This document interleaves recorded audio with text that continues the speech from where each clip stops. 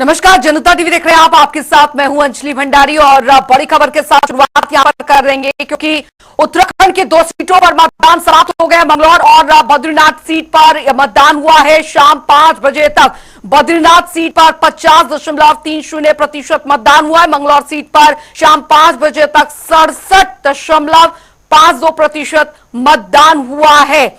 तो दोनों ही सीटों पर आपको बता दें आज उपचुनाव के तहत जो मतदान है वो हुए हैं और उत्तराखंड की 2 सीटों पर मतदान हुए हैं।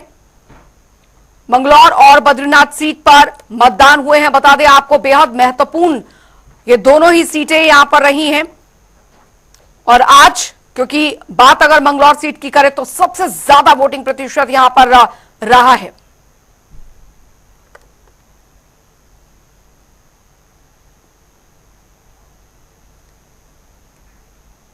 तो वही मंगलौर विधानसभा के लेबरघेड़ी में दरअसल बूथ संख्या 53 और 54 में मतदान के दौरान 8 से 10 राउंड हवाई फायरिंग हुई।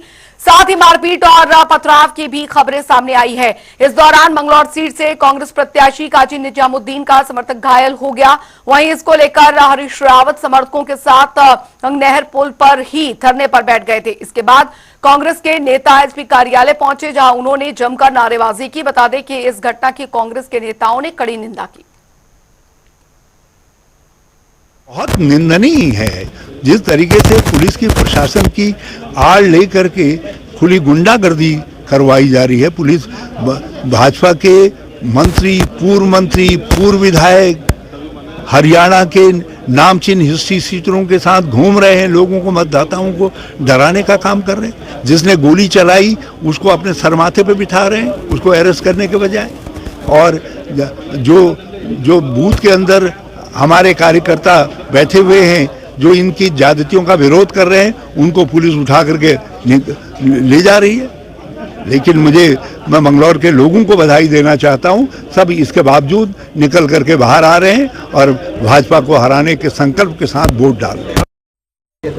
मंगलौर विधानसभा में लिबरेडी में जिस तरह से पुलिस द्वारा मतदाताओं को आतंकित करने का काम सरकार के इशारे पर पुलिस प्रशासन कर रहा है और एक हिंसा का माहौल देखने को मिल रहा है, डर और भय पैदा किया जा रहा है। और जो वहाँ की मंगलौर की जो महान मतदाता है, जनता है, उनको अपने मताधिकार का प्रयोग करने से रोका जा रहा है। एक पूरे मंगलौर को एक छावनी में तब्दील कर दिया गया है। लोकतंत्र की धज्जियां उड़ाई जा रही हैं और जिस तरह से हमारे कांग्रेस के जो कार्यकर्ता हैं उनके साथ जातियां हो रही हैं, उनके साथ मारपीट हो रही है, मतपत्र छीने जा रहे हैं, यह लोकतंत्र के नाम पर काला धब्बा है। उत्तराखंड के अंदर गुंडागर्दी का द्वार खुल रहा है और उत्तराखंड की जनता को समझना चाहिए कि उत्तराखंड बहुत शांत प्रदेश था और उत्तराखंड के अंदर भी दूसरे प्रदेश जहां गुंडागर्दी चरम सीमा पर होती थी, उसी प्रकार की गुंडागर्दी के थ्रू जिस तरह से यहाँ वोट डालने से रोका जा रहा। एक लिब्बारेडी गांव के अंदर वहाँ भाजपा के कार्यकर्ता खुलेआम कट्टा लेकर के फायरिंग करता हुआ नजर आ रहा है। खुलेआम वहाँ हवाई गोली चल रही है, लाठी चलाई जा रही है। पुलिस का भूड़पुर गांव के अंदर पुलिस के ही जाकर के 2 सिपाही जाकर के बूथ कैप्चरिंग करने की कोशिश कर रहे हैं। तो ये इस प्रकार का जो गुंडागर्दी का जो माहौल उत्तराखंड के अंदर बना है, मैं उत्तराखंड की जनता से अपील करता हूं कि उत्तराखंड को बचाइए। इन गुंडा और माफियागिरी अगर उत्तराखंड के अंदर शुरू होगी तो भुगतान आपको करना पड़ेगा। 2 महत्वपूर्ण सीटों पर आज उपचुनाव के तहत मतदान हुए हैं और इसमें क्या कुछ समीकरण बने हैं इस पर चर्चा करेंगे। State bureau head Yogesh Rana ji, over to you sir. बिल्कुल अंजलि जी, थैंक यू। आज उत्तराखंड में एक बहुत ही महत्वपूर्ण दिन रहा। उत्तराखंड में 2 विधानसभा सीटों पर उपचुनाव हुए, बद्रीनाथ और मैंगलोर विधानसभा सीट पर। अगर देखें ये दोनों सीटें बड़ी ही महत्वपूर्ण कई दृष्टि से बन जाती है। पहली बात, अगर दोनों सीटों पर देखें जो बीजेपी ने उम्मीदवार उतारे हैं तो वो बीजेपी के मूल कैडर से उम्मीदवार ना उतारते हुए जो लोकसभा चुनाव हुए हैं, लोकसभा चुनाव के दौरान कांग्रेस से आए हुए एक उम्मीदवार जिसकी वजह से ये सीट खाली हो गई थी, बद्रीनाथ सीट, और मैंगलोर में भी इसी दौरान बीजेपी को ज्वाइन करने वाले जो भड़ाना है उनके आने से इस सीट पर, दोनों सीटों को पर उम्मीदवार बनाया गया और कांग्रेस के लिए बड़ी चुनौतीपूर्ण स्थिति है। कांग्रेस के लिए इसलिए चुनौतीपूर्ण स्थिति है क्योंकि कांग्रेस अभी अभी उत्तराखंड में 5 सीटों को हारी है लोकसभा की। तो इस वजह से ये एक बहुत महत्वपूर्ण चुनाव माने जा रहे हैं आगे की उत्तराखंड की राजनीति को देखते हुए। और इसी पर हमारे साथ बात करने के लिए बीजेपी से रविंद्र कुमार और कांग्रेस से जयेंद्र जी जुड़ रहे हैं। तो मैं स्वागत करूंगा दोनों लोगों का जनता टीवी के कार्यक्रम में।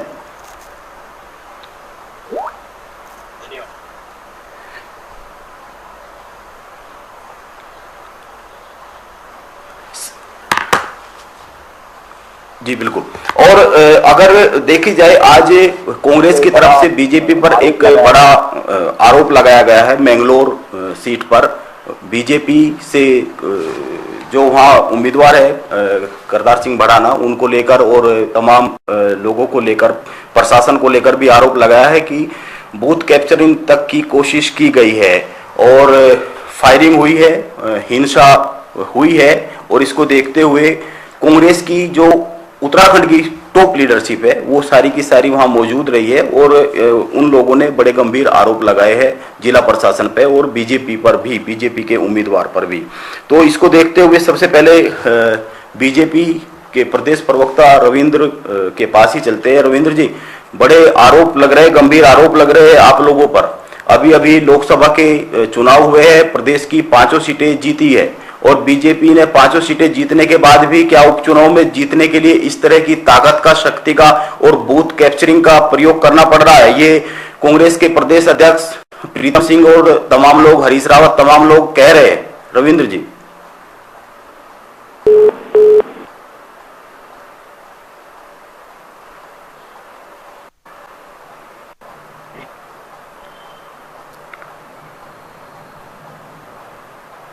लगता है हमारा रविंद्र जी से संपर्क कट रहा है। मैं कांग्रेस के प्रवक्ता जयेंद्र जी के पास आता हूं। जयेंद्र, रमोला जी, क्या लग रहा है अभी अभी लोकसभा चुनाव में जो प्रदेश में बड़ी हार हुई है 5 सीटों पर, तो क्या इतनी बड़ी हार के बाद ये जो 2 उपचुनाव चल रहे हैं, इन दोनों उपचुनाव में कोई उम्मीद दिख रही है? अब तो वोटिंग भी करीब करीब समाप्त हो रही है।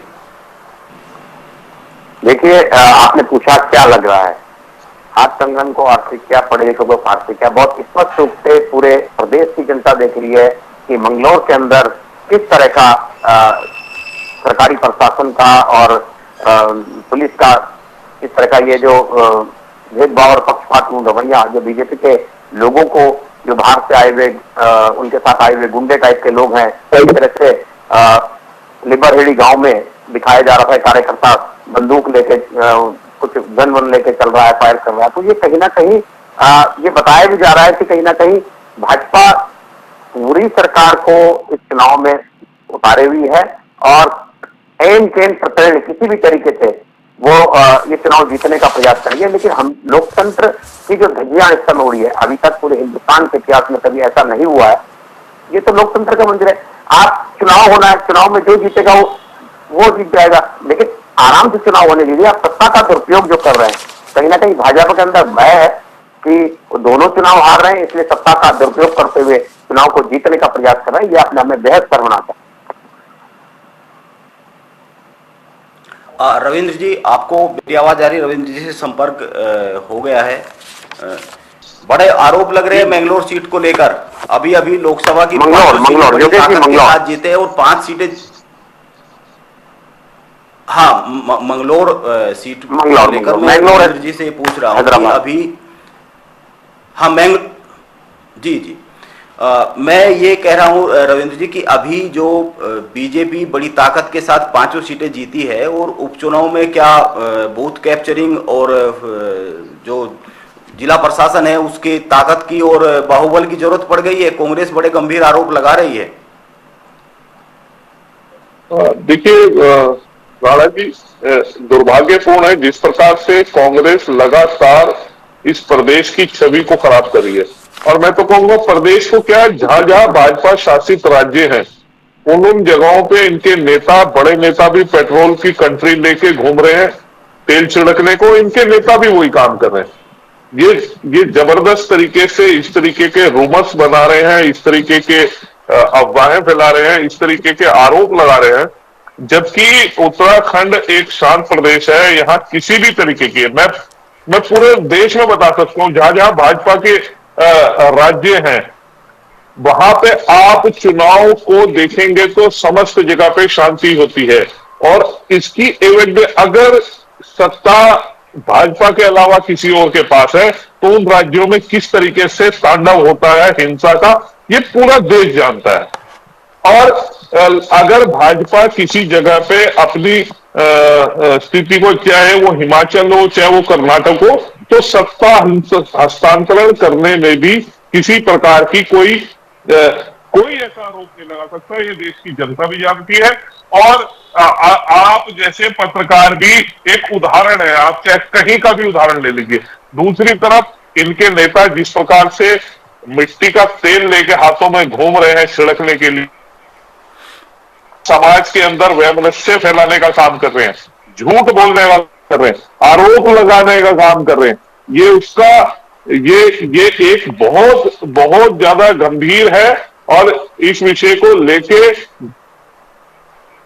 कि ये किस प्रकार के नेता है, ये खुद ही अपने आप को आपस के अपने द्वंद्व को ऐसे दिखाते हैं और फिर उसके बाद एक जो है पीड़ित बन जाते हैं और फिर ऐसे आके मासूम आवाजों के साथ जो है यहाँ चैनलों पे बैठ के ऐसे कहते हैं जैसे तो सब कुछ इनके साथ बुरा हो रहा है। मैं कहता हूं कि आप एक बार भी मुझे आप बता दीजिए कि किस जगह पे ऐसा कोई बड़ा आरोप जो लगा रहे हैं वो कहां पे अभी तक सिद्ध हुआ है कि कोई ऐसा कोई कांड हुआ है, कोई गोली चली है। सिर्फ इनके नेताओं के अलावा किसी ने वो आवाज नहीं सुनी, सिर्फ इन्होंने सुनी है। अभी तक कोई इसकी पुष्टि नहीं है जितनी मुझे जानकारी अभी तक मुझे प्राप्त हुई है। तो ये किसी प्रकार का षड्यंत्र रच के इस प्रदेश की शांति व्यवस्था को खराब कर रहे हैं, इस प्रदेश को बदनाम करना चाहते हैं। भाजपा शासित राज्यों के अंदर तेल छिड़क के वहां पे वामनस्य बढ़ाना चाहते हैं, जातियों लड़ाई कराना चाहते हैं। मैं गंभीर आरोप लगा रहा हूं और ये बड़े नेता इनके शामिल हो गए इस सारे षड्यंत्र में। और बाहर से लोगों को बुला के जिस प्रकार से इन्होंने यहाँ पे जो है एक तरीके से लोगों को डराने का काम किया है, ये कहीं ना कहीं जांच का विषय है। जयेंद्र जी, रविंद्र जी का कहना है, बोले कि कांग्रेस के जो नेता है बनती आपस में नहीं है और आरोप हम पर लगा रहे हैं। देखिए योगेश जी, मैं तो पहले तो इन्होंने अगर आप इनका बयान आप पिछले सुनेंगे तो कर्नाटक और हिमाचल में इन्होंने ये कहा कि बहुत फर्क कह दिया उन्होंने कि वहां कोई भी इस तरह की घटना नहीं होती है क्योंकि कांग्रेस की गवर्नमेंट, इन्होंने खुद ही कहा। आप इनका बयान अगर उपयोग सुनेंगे शायद ये मैंने कहा ठीक है। कांग्रेस की मैं आपकी बात नहीं कहता रविंद्र जी, आप मेरी बात सुन लीजिए। जब आपकी बारी आएगी तब बोलिएगा, जब आपकी बारी आएगी तब बोलिएगा, जब आपकी बारी आएगी। मुझे भी आपको टोकना आता है, मुझसे बात आपसे अच्छा टोक सकता हूँ आपको। योगेश जी अगर इस तरह से टोकना है तो मैं आपसे डिबेट से जा सकता हूँ, ठीक है। आप सिर्फ ये अपनी बारी में बोले, छिड़कने का काम कर, ये अपनी बारी में बोले, ये अपनी बारी में बोले। आप रिपीट करके सुनिएगा, अभी जब आप बाद में देखेगा तो आपने क्या बात सुनिएगा। दूसरा योगेश जी, ये बार बार कह रहे मिट्टी का तेल ले घूम रहे, मिट्टी का तेल ले घूम रहे। अरे भैया कौन से प्रदेश में मिट्टी का तेल ले घूम रहे वो भी देख लो। और दूसरा तीसरा ये कहते हैं कि इन्होंने बाहर से लोग बुलाए। अरे आप तो प्रत्याशी बाहर से ला रहे हैं और ऐसे प्रत्याशी को ला रहे हैं जो पता नहीं कितने प्रदेशों से चुनाव लड़के उत्तराखंड के अंदर है। भाजपा का कार्यकर्ता आज अपने आप को ठगा महसूस करता है कि जो भाजपा का कार्यकर्ता वहां लगातार कई वर्षों से मेहनत कर रहा है वहां तब तक पैरासूट बाहर से उतार के जाए क्योंकि इनके पास कार्यकर्ता ही नहीं है। उसी प्रकार बद्रीनाथ जी सीट पे आप देख लीजिए, वहां पर भी भाजपा के मंडल अध्यक्ष वगैरह तमाम, जिस समय राजेंद्र भंडारी जी ने जो ज्वाइन की बीजेपी उस समय उन्होंने अपने इस्तीफे देने का भी काम किया, उन्होंने अपना विरोध जताने का भी काम किया। तो भाजपा के अंदर अपने आप ही इससे अंतर कल है। दूसरा इनका एक फंडा रहता है, किसी भी एम केम प्रेसिडेंट जब ये सत्ता में होते हैं ये सब भूल जाते हैं कि कभी इनको सत्ताधीन भी रहना है, कभी इनको सत्ताधीन भी रहना है। ये हर तरीके से पुलिस प्रशासन से लेकर सरकारी अमले का जिस तरह से दुरुपयोग करते हैं, आप देख लीजिए, आप वीडियो में दिखा रहे हैं, इनको ये कह रहे हैं कहां दिखाई दे रहा है, वीडियो में दिखा रहे हैं कि एक व्यक्ति का जिसको बुरी तरह से मारा गया, पूरा खूनम खून है, उसको काजी निजामुद्दीन लेके जा रहे हैं अपनी गाड़ी में बिठाकर। अरे भाई, तो उसको क्या कांग्रेस के लोग ने मारा और कांग्रेस के लोग भी लेके जा रहे हैं? कहीं ना कहीं बीजेपी के लोग जिस प्रकार से गुंडा तत्वों के साथ मिलकर पूरे चुनाव को खराब करने का काम कर रहे हैं। और ये जब हम वहां चुनाव प्रचार में थे मंगलौर में, तो वहां शहरी क्षेत्र के लोग स्पष्ट रूप से कह रहे थे कि ग्रामीण क्षेत्रों में ये जरूर इस तरह की घटना करेंगे, और वो घटना ये इन्होंने की, और उस तरह से इन्होंने चुनाव को प्रभावित करने का काम किया, चुनाव को खराब करने का काम किया। जहां पर अधिकतर कांग्रेस को वोट पड़ना था, उन बूथों पर जाकर इन्होंने इस तरह की हरकतें करी, जो कि अपने आप में शर्मसार करता है। उत्तराखंड जो शांत प्रदेश है, शांत प्रदेश रहना चाहिए, उसको ये खराब करने का काम कर रहे हैं। आप देख लीजिए, तमाम इनके मंत्री आम आदमी को सड़क पर पीटते हैं, और इनके लोग किस तरह के बयानबाजी करते हैं, इनके एक विधायक भगवान पर टिप्पणी करते हैं। तो कहीं ना कहीं यही आतंक के प्रतीक हैं इनके भाजपा के लोग। और राहुल गांधी जी ने बहुत स्पष्ट रूप से कहा, जो अपने आप को इस तरह से भाजपा का व्यक्ति जो केवल धर्म की राजनीति करता है,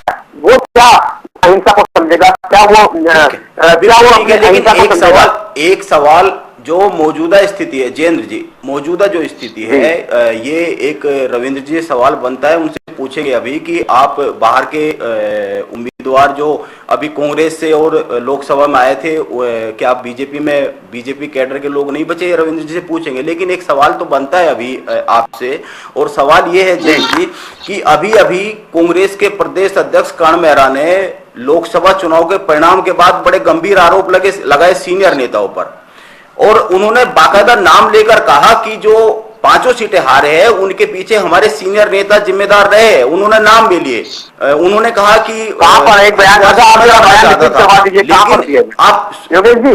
बयान अपने स्क्रीन पर दिखा दीजिए, कहां दिया बयान दिखाइए अपने स्क्रीन पर। मेहरा का कहना है कि जो करण मेहरा जी ने, देखिए मैं बताऊं क्या कहा, करण मेहरा ने कहा, मैं उस डिबेट में भी बैठा हूं, सुनिए। करण मेहरा जी ने यह कहा कि अगर वरिष्ठ सीनियर लोगों को टिकट दिया जाता तो हम कहीं ना कहीं चुनाव के अच्छे परिणाम होते। ये कहा, ये नहीं कहा कि इनकी वजह से चुनाव हारे। आप अगर ऐसा बयान है तो आप मुझे सुनवा दीजिए, कहीं भी टीवी पे दिखा दीजिए अपने। नहीं, उनका कहना था कि हम ये परिणाम बदल सकते थे, बड़े नेताओं ने हमारी बात नहीं मानी, लेकिन जिन बड़े नेताओं ने बात नहीं मानी उन्हीं बड़े नेताओं को उपचुनाव में उतारना पड़ रहा है। तो ऐसी क्या मजबूरी पड़ रही है प्रदेश नेतृत्व की उत्तराखंड में? किस तरह के बड़े नेताओं को चुनाव में नहीं उतारेंगे तो किसको उतारेंगे चुनाव में, आप बताइए मुझे। ये विधानसभा का चुनाव है, और उपचुनाव है, जिस तरह का विधानसभा का चुनाव है, सीनियर लीडरशिप नहीं जाएगी तो कौन जाएगी? सवाल बड़ा पता है आपका कि उन्हीं बड़े नेताओं को उतारना पड़ा। अरे बड़े नेता नहीं जाएंगे तो कौन जाएगा? छोटे से लेकर बड़ा कार्यकर्ता हर विधानसभा में नहीं जा रहे। मुख्यमंत्री नहीं गए मंगलौर में, मुख्यमंत्री बद्रीनाथ में नहीं गए, क्या वो बड़े नेता नहीं है? हमारे जा रहे तो उसमें क्या दिक्कत है, उसमें क्या आपत्ति है? मुझे ये समझ नहीं आ रहा है। आपका सवाल ही गलत है। करण मेहरा जी ने आपत्ति, जी बोलिए, आप बोलिए। हाँ, आपत्ति नहीं है। मेरा सवाल यह है कि जिन नेताओं को एक तरह से बहुत सारे कारण मेरा गिरा रहे हार के, उनमें से एक कारण यह भी गिना रहे कि सीनियर नेताओं को लड़ना चाहिए था, यानी सीनियर नेता पार्टी की लीडरशिप की बात मानते नहीं है। और अभी जो मौजूदा स्थिति है दोनों सीटों पर अगर देखें तो वे जो स्टार प्रचारक है फिर भी वही स्टार प्रचारक बन रहे हैं। देखिए, और अगर देखे स्टार प्रचारक के, हाँ, मेरा सवाल एक ये है कि जैसे अगर देखा जाए प्रदेश प्रभारी एक बार आई है, लेकिन कई सारे लोगों को स्टार प्रचारक में जो नाम रहे वो प्रचार के लिए आए ही नहीं है इन 2 उपचुनाव में भी। देखिए, हमारा कभी आपने हमारे नेताओं के बयान सुने होंगे कि हमारा स्टार प्रचारक हमारा कार्यकर्ता है। आप ये समझ लीजिए, किसी भी विधानसभा के अंदर किसी भी चुनाव को जीतने के लिए जब तक कार्यकर्ता नहीं खड़ा होगा बूथ स्तर पर, जब तक कार्यकर्ता फील्ड में नहीं उतरेगा, तो स्टार प्रचारक भी कुछ नहीं कर सकते, क्योंकि मुख्य रूप से कार्यकर्ता हमारा स्टार प्रचारक। और हमारे सारे वरिष्ठ लीडर, आप देख लीजिए, आज भी सारे के सारे नेता एक मंच पर मंगलौर के अंदर थे, बद्रीनाथ जी में भी गए, तो सब जगह एक मुट्ठियों का काम कर रहे हैं और हम दोनों चुनाव जीत के भी आएंगे। परसों पता चल जाएगा रिजल्ट क्या स्थिति रहेगी। बिल्कुल।